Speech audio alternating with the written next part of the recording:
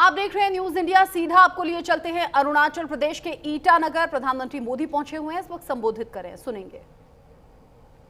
त्योहारों के इस मौसम में जनता जनार्दन को ये डबल बोनांजा मिला है।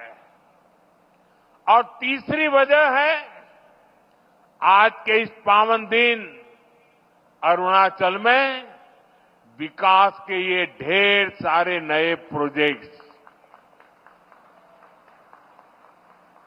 आज अरुणाचल प्रदेश को पावर, कनेक्टिविटी, टूरिज्म और हेल्थ सहित अनेक सेक्टर से जुड़े प्रोजेक्ट मिले हैं।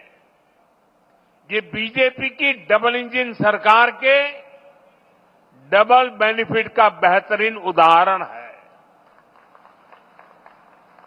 मैं अरुणाचल वासियों को इन प्रोजेक्ट्स की बहुत बहुत बधाई देता हूं।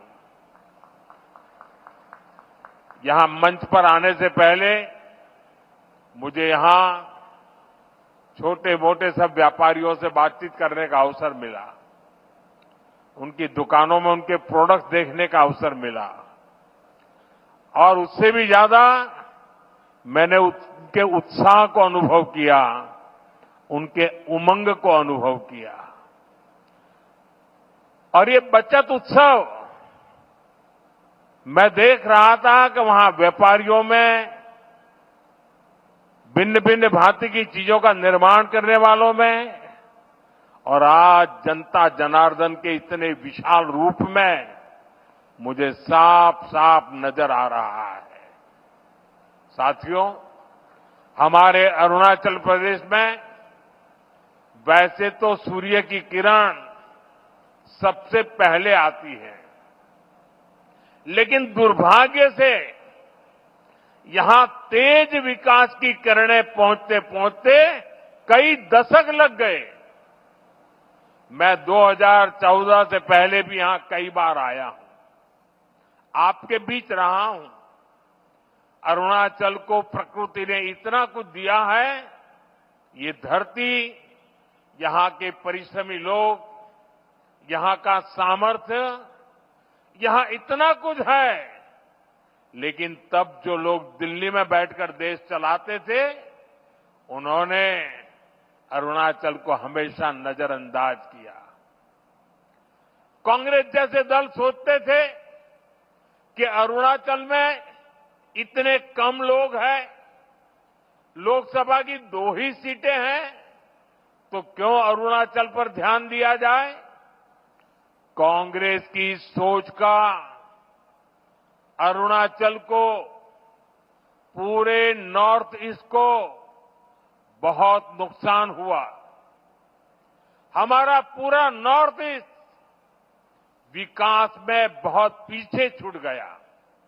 साथियों, आपने जब 2014 में मुझे देश की सेवा का अवसर दिया, तो मैंने कांग्रेसी सोच से देश को मुक्ति दिलाने की ठान ली।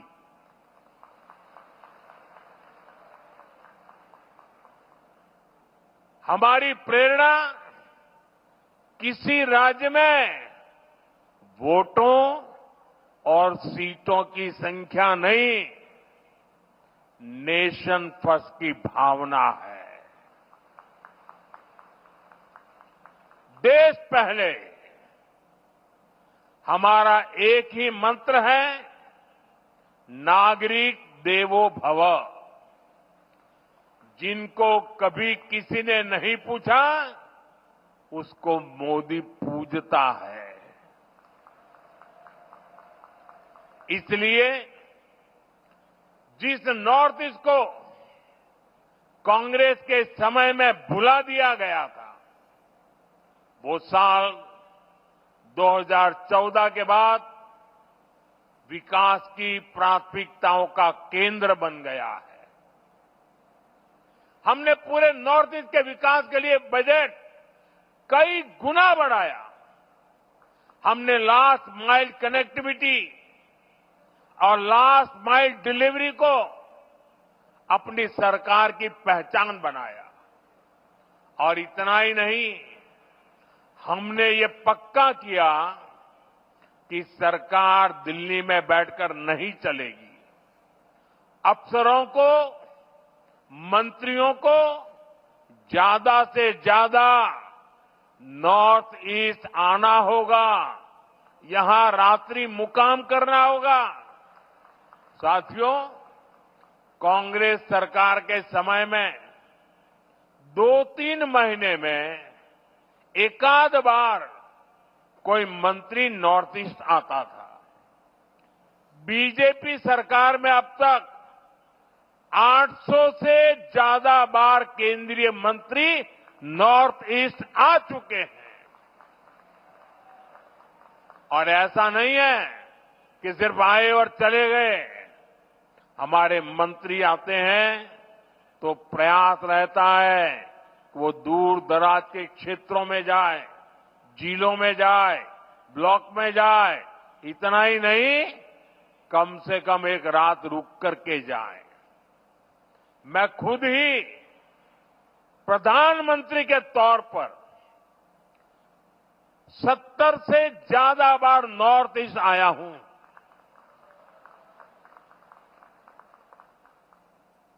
अभी पिछले हफ्ते ही मैं मिजोरम, मणिपुर और असम गया था और रात गुवाहाटी में रुका था। नॉर्थ ईस्ट मुझे दिल से पसंद है और इसलिए हमने दिल की दूरी भी मिटाई है, दिल्ली को आपके पास लेकर के आए हैं। साथियों, हम नॉर्थ ईस्ट के 8 राज्यों को अष्टलक्ष्मी के रूप में पूजते हैं। इसलिए इस क्षेत्र को विकास में पीछे नहीं देख सकते। यहां विकास के लिए केंद्र सरकार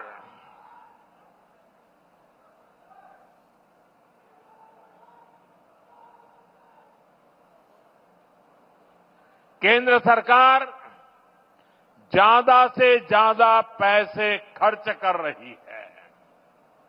मैं आपको एक उदाहरण देता हूं। आप में से कुछ लोगों को पता होगा, देश में जो टैक्स इकट्ठा होता है उसका एक हिस्सा राज्यों को मिलता है। जब कांग्रेस की सरकार थी तो 10 साल में अरुणाचल प्रदेश को सेंट्रल टैक्स में से सिर्फ 6,000 करोड़ रुपए ही मिले थे, जबकि हमारी बीजेपी सरकार के 10 सालों में अरुणाचल को 1 लाख करोड़ रुपए से अधिक मिल चुके हैं। यानी बीजेपी की सरकार ने अरुणाचल को 16 गुना ज्यादा पैसा दिया है। और ये सिर्फ टैक्स का हिस्सा है। इसके अलावा यहां अलग अलग स्कीम के तहत जो भारत सरकार खर्च कर रही है, जो बड़े बड़े प्रोजेक्ट यहां बन रहे हैं, वो तो अलग ही है। इसलिए आज आप अरुणाचल में इतना व्यापक, इतना तेज विकास होते देख रहे हैं।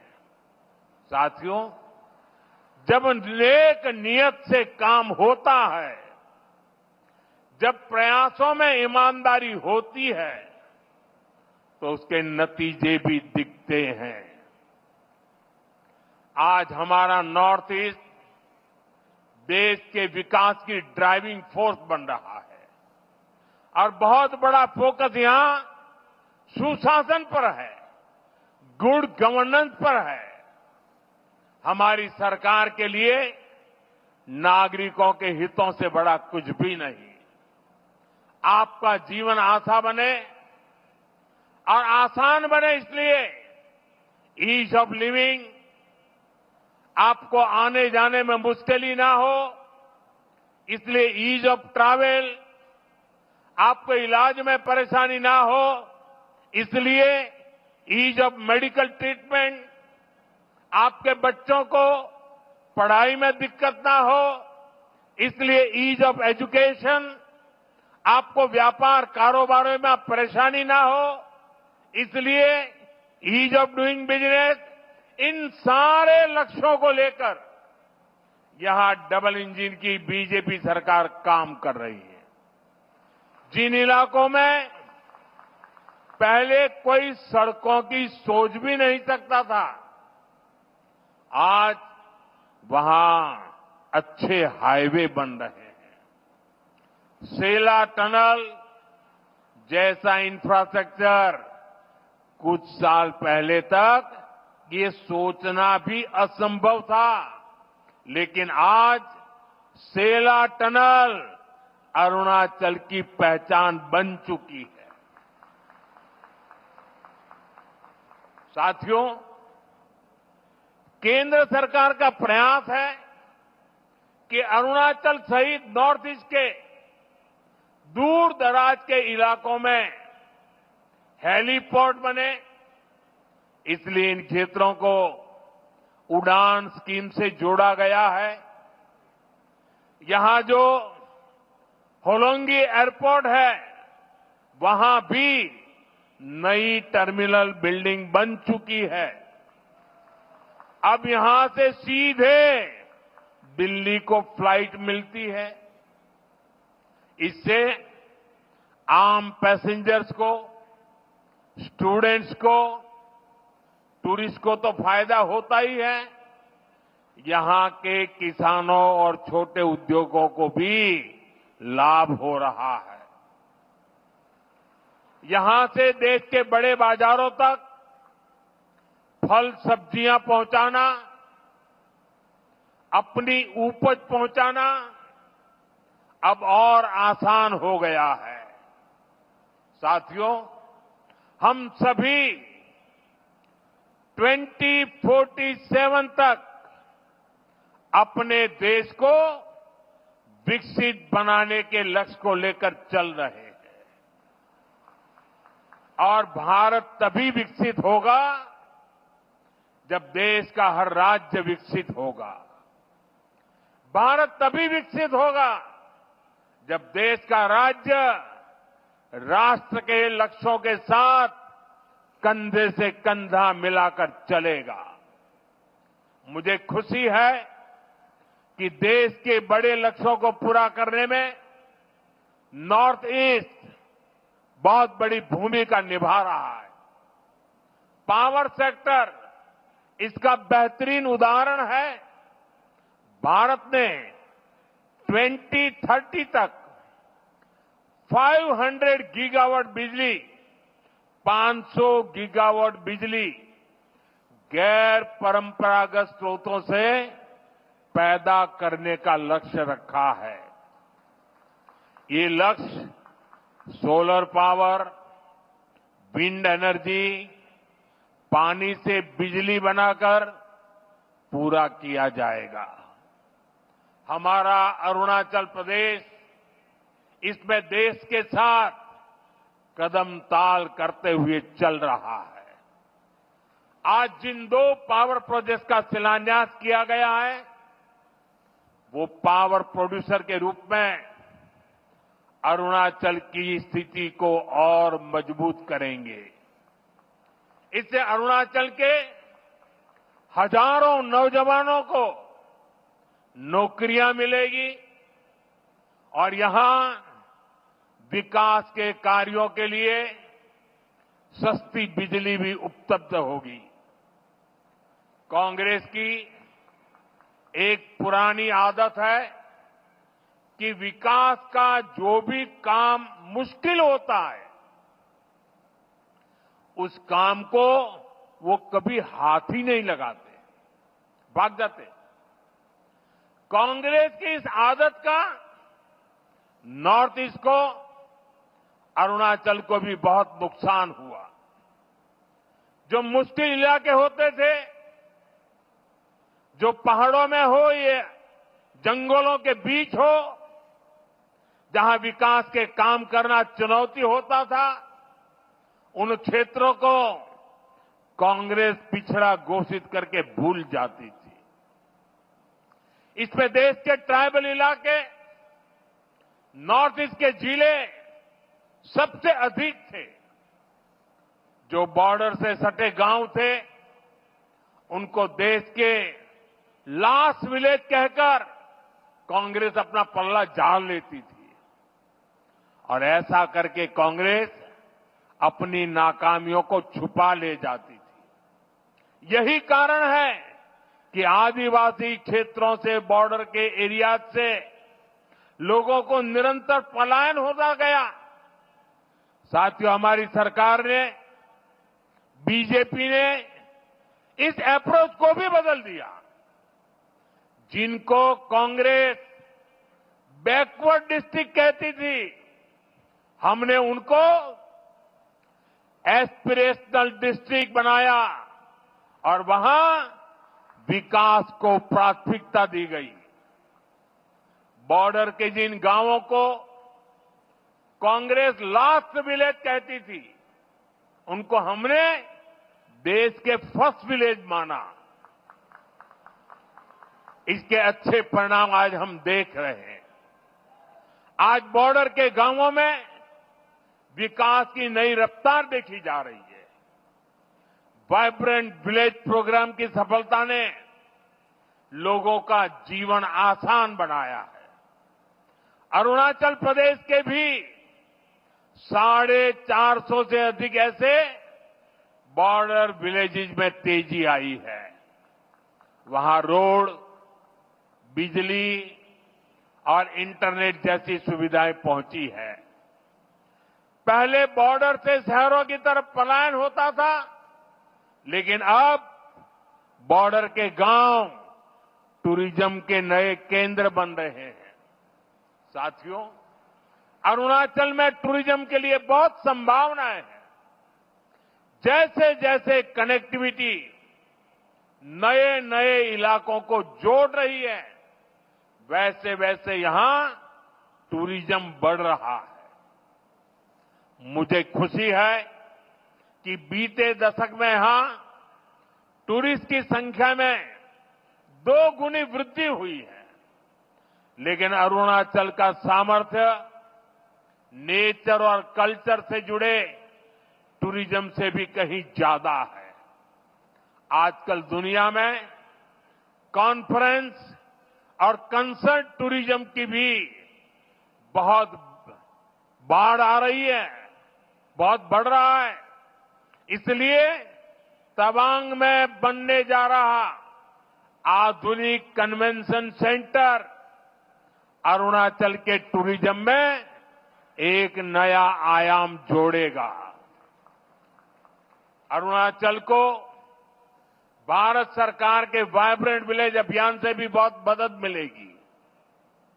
ये अभियान हमारे बॉर्डर किनारे बसे गांवों के लिए मील का पत्थर साबित हो रहा है। साथियों, आज अरुणाचल में तेजी से विकास इसलिए दिख रहा है क्योंकि दिल्ली और ईटानगर दोनों जगह बीजेपी सरकार है। केंद्र और राज्य दोनों की ऊर्जा विकास में लग रही है। अब जैसे यहां कैंसर इंस्टीट्यूट का काम शुरू हुआ है, यहां मेडिकल कॉलेज बन रहे हैं, आयुष्मान स्कीम से यहां अनेक साथियों को मुफ्त इलाज मिल रहा है। ये केंद्र और राज्य के डबल इंजन से संभव हो पा रहा है। साथियों, डबल इंजन सरकार के प्रयासों से ही अरुणाचल अब कृषि और बागवानी में आगे बढ़ रहा है। यहां के कीवी, संतरे, इलायची, पाइनएप्पल अरुणाचल को नई पहचान दे रहे हैं। पीएम किसान सम्मान निधि का पैसा भी यहां के किसानों के बहुत काम आ रहा है। साथियों, माताओं, बहनों, बेटियों को सशक्त करना हमारी बहुत बड़ी प्राथमिकता है। देश में 3 करोड़ लखपति दीदियां बनाने ये बहुत बड़ा मिशन है, लेकिन ये मोदी का मिशन है। मुझे खुशी है कि पेमा खांडू जी और इनकी टीम इस मिशन को भी गति दे रही है। यहां बड़ी संख्या में वर्किंग वुमेन हॉस्टल बनाने का जो काम शुरू हुआ है, उससे भी बेटियों को बहुत सुविधा होगी। साथियों, यहां बहुत बड़ी संख्या में माताएं बहनें आई हैं। मैं आपको जीएसटी बचत उत्सव की फिर से एक बार बधाई दूंगा। नेक्स्ट जनरेशन जीएसटी रिफॉर्म का भी बहुत बड़ा फायदा उन्हें ही मिलने वाला है। आपको अब हर महीने घर के बजट में बहुत राहत मिलने वाली है। किचन का सामान हो, बच्चों की पढ़ाई की चीजें हो, जूते कपड़े हो, अब ये और सस्ते हो गए हैं। साथियों, आप साल 2014 के पहले के दिन याद करिए, कितनी सारी परेशानियां थी। महंगाई आसमान छू रही थी, चारों तरफ महा घोटाले हो रहे थे, और तब की कांग्रेस सरकार जनता पर टैक्स का बोझ बढ़ाती ही जा रही थी। उस समय साल में 2 लाख रुपए कमाने पर भी इनकम टैक्स लग जाता था। ये मैं 11 साल पहले की बात कर रहा हूं। 2 लाख रुपया अगर कमाया आपने तो आपको इनकम टैक्स देना पड़ता था। और आम जरूरत की कई चीजों पर कांग्रेस की सरकार 30% से अधिक टैक्स लेती थी। बच्चों की टॉफी पर भी इतना टैक्स लगाया जाता था। साथियों, तब मैंने कहा था, मैं आपकी कमाई और आपकी बचत दोनों को बढ़ाने का काम करूंगा। बीते सालों में देश के सामने अनेक बड़ी बड़ी चुनौतियां आई, लेकिन हम इनकम टैक्स घटाते गए। इसी साल हमने, अब विचार कीजिए, 11 साल पहले 2 लाख, इसी साल हमने 12 लाख रुपए तक की वार्षिक आय पर इनकम टैक्स 0 कर दिया। और आज से जीएसटी को भी हमने सिर्फ 2 स्लैब तक सीमित कर दिया है, 5% और 18%। बहुत सारी चीजें अब टैक्स फ्री हो गई है। बाकी सामान पर भी टैक्स बहुत कम हो गया है। आप आराम से अब अपना नया घर बना सकते हैं। कोई स्कूटर, बाइक खरीदना है, बाहर खाना पीने के लिए जाना है, कहीं घूमने फिरने जाना है, ये सब पहले से सस्ते हो गए हैं। ये जीएसटी बचत उत्सव आपके लिए बहुत यादगार बनने वाला है। साथियों, मैं अरुणाचल प्रदेश की हमेशा इस बात के लिए प्रशंसा करता हूं कि आप सभी नमस्कार से भी पहले जय हिंद कहते हैं। आप वो लोग हैं जो देश को स्वयं से भी पहले रखते हैं। आज जब हम सब मिलकर विकसित भारत बनाने के लिए इतनी मेहनत कर रहे हैं, तो देश की हमसे भी एक अपेक्षा है। ये अपेक्षा है आत्मनिर्भरता की। भारत विकसित तभी होगा जब भारत आत्मनिर्भर होगा, और भारत की आत्मनिर्भरता के लिए जरूरी है स्वदेशी का मंत्र। आज समय की मांग है, देश की मांग है कि हम स्वदेशी अपनाएं, खरीदे वही जो देश में बना हो, बेचे वही जो देश में बना हो, गर्व से कहें ये स्वदेशी है। मेरे साथ बोलेंगे? आप लोग मेरे साथ बोलेंगे? मैं कहूंगा गर्व से कहें, आप कहें ये स्वदेशी है। गर्व से कहें, गर्व से कहें, गर्व से कहें। इसी मंत्र पर चलते हुए देश का विकास होगा, अरुणाचल का, नॉर्थ ईस्ट का विकास तेज होगा। एक बार फिर आपको इन विकास परियोजनाओं के लिए बहुत बहुत शुभकामनाएं देता हूं। आज नवरात्रि का पावन पर्व भी है, बचत उत्सव भी है।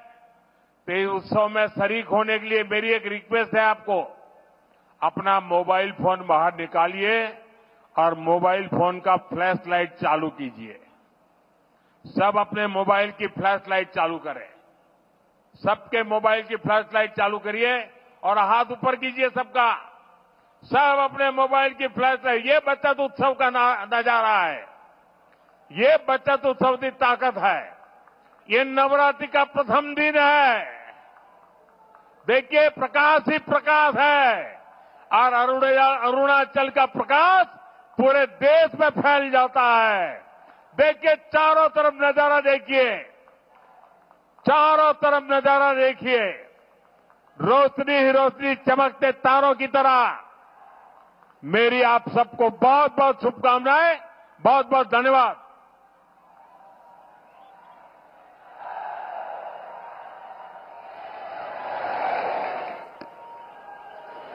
बहुत बहुत धन्यवाद आदरणीय प्रधानमंत्री। अरुणाचल प्रदेश के ईटानगर से प्रधानमंत्री नरेंद्र मोदी का संबोधन आपने सुना। अंत में बचत उत्सव की एक बार फिर से देश को शुभकामनाएं देते हुए मोबाइल की फ्लैश लाइट जलाने के लिए बोला और कहा कि देखिए प्रकाश ही प्रकाश चारों तरफ है। अरुणाचल प्रदेश का देश के विकास में क्या योगदान है इसका भी जिक्र किया, और जीएसटी रिफॉर्म से कैसे आम लोगों की जेब में पैसा रुकेगा ये भी प्रधानमंत्री नरेंद्र मोदी ने दोहराया। 12 लाख तक की इनकम कैसे टैक्स फ्री हो गई है और ये आम आदमी के लिए बड़ी राहत है। ये सभी बातें प्रधानमंत्री मोदी ने अपने अरुणाचल प्रदेश के दौरे में कही हैं। नॉर्थ ईस्ट को 16 गुना ज्यादा पैसे की बचत अब होगी। जीवन आसान बनाने की दिशा में लगातार केंद्र सरकार काम कर रही है। पिछली सरकारों को भी आड़े हाथों लिया पीएम मोदी ने।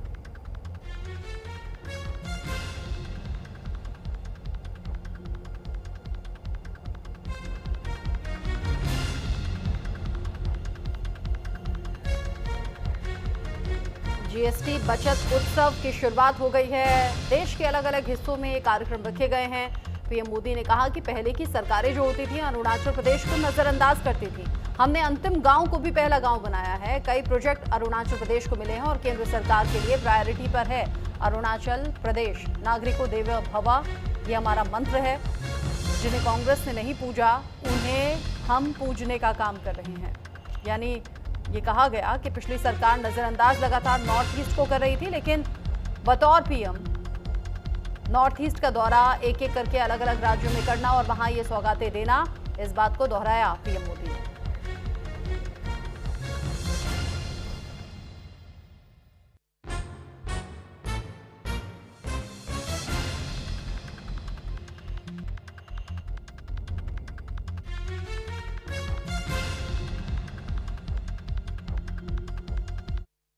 इतने सारे लोगों से मिलना, बच्चों के हाथों में तिरंगा, बेटे बेटियों के हाथों में तिरंगा, अरुणाचल का ये आदर सत्कार गौरव से भर देता है।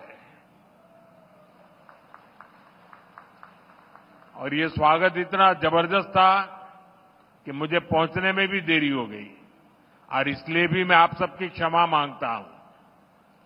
अरुणाचल की ये भूमि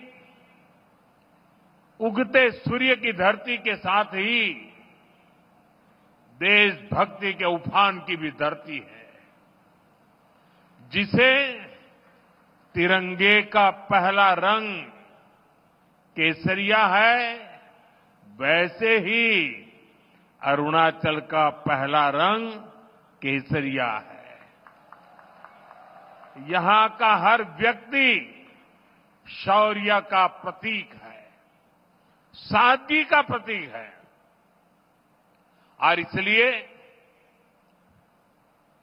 अरुणाचल तो मैं कई बार आया हूं। राजनीति में सत्ता के गलियारों में नहीं था तब भी आया हूं, और इसलिए यहां की ढेर सारी यादें मेरे साथ जुड़ी हुई हैं, और उसका स्मरण भी मुझे बहुत अच्छा लगता है। आप सभी के साथ बिताया हर पल मेरे लिए यादगार होता है। आप जितना प्यार मुझे देते हैं, मैं समझता हूं जीवन में इससे बड़ा कोई सौभाग्य नहीं होता है।